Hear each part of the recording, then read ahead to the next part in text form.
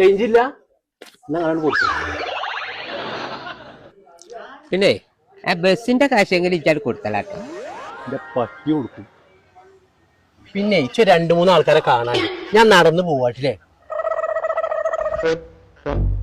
അല്ല നമ്മള് അഫ്സലല്ലേ, ഒന്ന് വണ്ടി നിർത്തിക്കാം. ആരത്? സലാമോ? ആ ഞങ്ങട്ട നാട്ടുകാരല്ലേ? കേറെ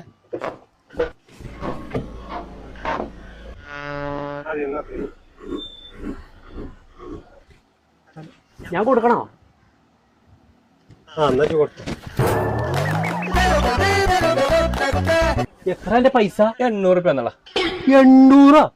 അപ്പൊ ഇത് മടക്ക വണ്ടിയല്ല? അല്ല അല്ല, മടക്ക വണ്ടി അല്ല. ഓനെ പട്ടാമിന്ന് വിളിച്ചു വരിക.